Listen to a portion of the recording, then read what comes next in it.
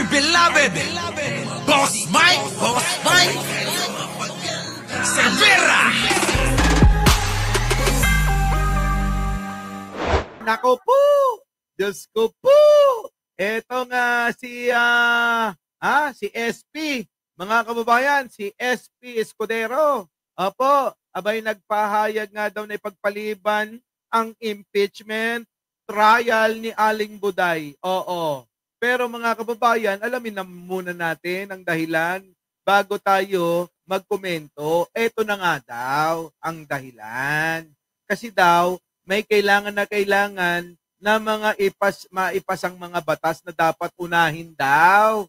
Kaya lang mga kababayan, abay, meron hong mga nagreklamo. Opo, na hindi daw po pwede na eto daw, impeachment ni Aling Buday ay ipagpaliban. Oo. Parang kung ano ang nauna sa pila, yun dapat ang mauna. Wala daw dapat maging mga katwi-katwiran o mga kung ano pang tawag nila dyan. Alamin natin mga kababayan. Pasok! Senador Coco Pimentel ang Ay, hindi yan. Ito na. na ipagpaliban ang pagpresenta. Wait, ito na mga kababayan, lalakasan ko lang kasi mahina yata yung volume. Ito na. Pasok! Kinontra ni Senador Coco Pimentel ang desisyon ni Senate President Chis Escudero na ipagpaliban ang pagpresenta ng Articles of Impeachment laban kay VP Sara Duterte. Ang tinang senador, paglabag daw ito sa Senate Rules. Nauna sa balita si Mian Los Baños. Mian, pakikwento mo nga. Bakit naman kasi kailangan pa ipagpaliban? Di po ba mga kababayan? Wag na ma-impeach o ma-convict o hindi. O ano pa man ang resulta ng mangyayari dyan sa impeachment na dyan sa may Senado, dapat handa tayo. Tanggapin kung ano magiging resulta nila at bahala na kayo. Sabi ko nga kanina, bahala na kayo sa magiging desisyon nila kung sasang-ayon kayo o hindi. Makikita nyo dyan yung mga totoong mga senador na binoto nyo kung sila ba'y magiging epektibong, magiging tapat sa inyo.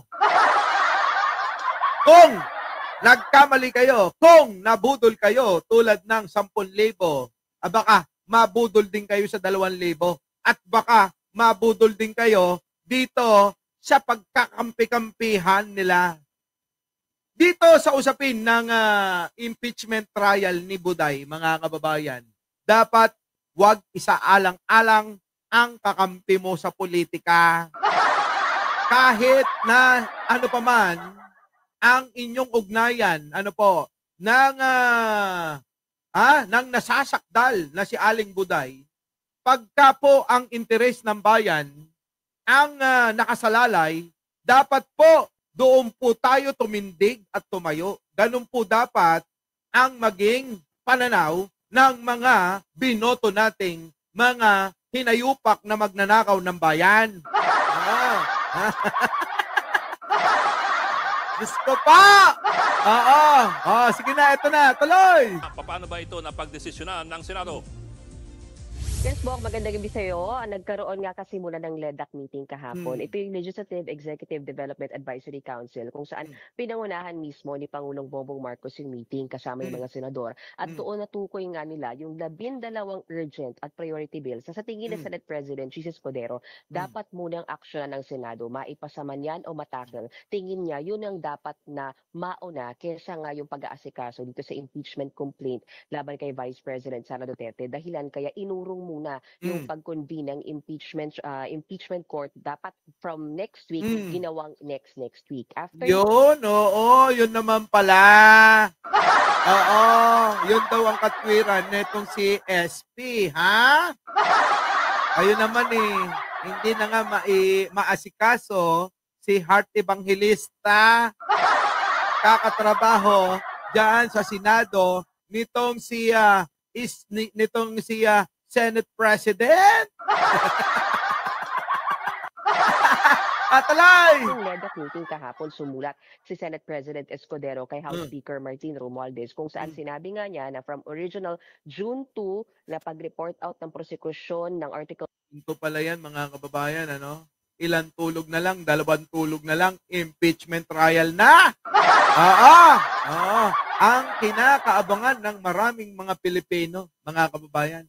Kinakaabangan po ito ng maraming Pilipino, ha? O, tuloy! of impeachment, and then June 3, convening of the impeachment court, i-move yan to June 11. Lahat. Yan yung last session itong last session for the 19th Congress ng Senado. Kasi Uy, 9 na araw ang diferensya, malaking bagay, ano? Malaking bagay po yan, mga kababayan. Tuloy! Kasi nasabi mo kung sa President Escudero, mas mahalaga na ipasa muna at itakil muna yung mga panukalang batas dahil ito yung tutugon talaga sa mga pangailangan ng taong bayan. Bok. Okay, Bok, pero ano ba dapat ang aasahan natin sa June 11? Yung dapat book na mangyayari sa loob ng 2 araw, yung June 2 dapat, na pag-report out ng open session ng prosekusyon ng 7 articles of impeachment o mga reklamo na isinampa laban kay Vice President Sara Duterte, mangyayari yan sa June 11. Kasabay na rin yan. Yun kasi yung magti-trigger book yung pag-report out ng prosecution ng articles of impeachment. Pagkatapos yan, magko-convene na agad as impeachment court yung Senado, and then manunumpa na rin yung mga senator judges o yung mga senador na yung senator judge, suot yung mga pinatahi nilang toga o robe. Ako, mga kababayan, kasya kaya sa mga susunod na mga nahalal ninyo? Kasya kaya? Oo. Di po ba? Marami po dyan, mga kababayan, mga bagong balikbayan. Ano po? Tulad ni Ping Lacson. Opo, Senador Ping Lacson. Dati hong senador yan, nagbabalikbayan lang. At Tito Soto. Sino pa, mga kababayan? May mga bago dyan. Si Camille Villar. Si Rodante Marcoleta. Idol ko yan. Sino pa, mga kababayan? Sino pa ba bago dyan? Si Tulpo. Ano? Diba?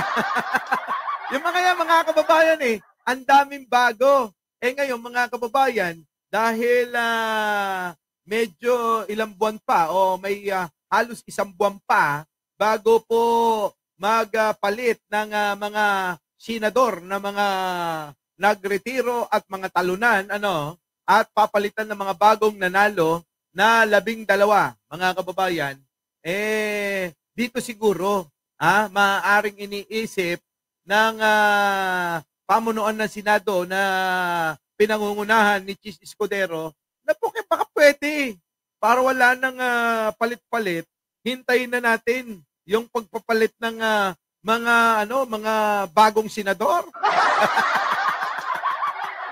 Hindi mga kababayan bawal pala yun Sabi ng idol kong isa, sino naman? Etong si Pimentel, mga kababayan, na paalis na rin, Oo, paalis na rin si Pimentel, mga kababayan. Oo, dahil natapos niya na yung 3 termino na naging senador yan, si Pimentel. Naku, grabe, no? Antindi. So, kung 3 beses na naging senador yan, mga kababayan, sanay na rin sa kalakaran ng Senado. Tuloy! So, all in one day, after niyan ay mag-a-adjourn na mismo yung session ng Senado, yung buong 19th Congress, and then pagbalik nila, yan yung araw ng SONA o ika-4 na State of the Nation address si Pangulong Bongbong Marcos sa Hulyo 20th Congress na yun, Bok. So ano naman ang sabi ng mga senador sa pagkakaurong ng presentation of articles of impeachment? May ibang suportado, Bok, yung naging desisyon ni Senate President Escudero. For example, si Senator Amy Marcos, sabi niya, dapat naman talaga unahin yung mga priority bills kasi yan yung makakatulong sa taong bayan. Kesa daw yung impeachment trial na sabi niya ay puro pamumulitika lang. Naku! Pamumulitika! Sino ba namumulitika? Mga kababayan, dapat naman talaga unahin ang mga priority measures na ito dahil ito ang nakakatulong sa bayan at hindi yung impeachment na pamumulitika lang. Ka naman netong si Babak, mga kababayan. Naipasa na. Diba? Dumaan naman sa proseso. Bakit hindi pa ituloy-tuloy yan? Oo, mga kababayan. Di ba, mga kababayan ko? Baka naman mapaghihintay ng 1 linggo lang naman. Yung kung ano man yung mga kahit na ano, mga kababayan, na anumang bill pa, mga kababayan? Hayaan na lang natin muna yan. Basta mahalaga, maituloy na yan. Ulitin ko, manalo, matalo, mga kababayan. 'Di ba? Hayaan natin ang proseso. At kayo naman ang makakakita kung ang mga binoto nyo na mga senador ay mga loko-loko. Bakit loko-loko? Kung alam nyo naman dapat i-convict si Sara, bakit inabsuelto nila? Ganun lang yung mga kababayan no? Tuloy! Kaibigan din si Senate President Pro Tempore Jinggoy Estrada na hindi naman nila inaabandula yung kanilang trabaho o kanilang constitutional duty para asikasuhin at harapin yung impeachment case laban kay VP Sara Duterte. Pero sabi niya, ang pangunahing mandato talaga nila ay gumawa at magpasa ng mga batas. Bok, narito yung bahagi ng pahayag ni Senator. Pati ba naman yan, pagtatalunan pa? Mga kababayan? Bogart? Julius? Pati ba naman yung pagtatalunan pa? Nante na pa naman yan, oo. Kung yan ang nakapila, di unahin nyo na.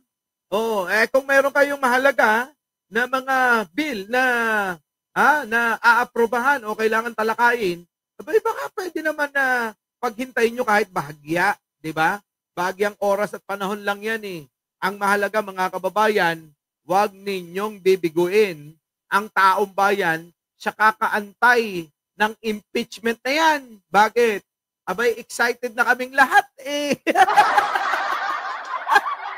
Mga kababayan, excited na po ba kayong lahat? Press 1 naman, mga kababayan. Our beloved Boss Mike Cervera.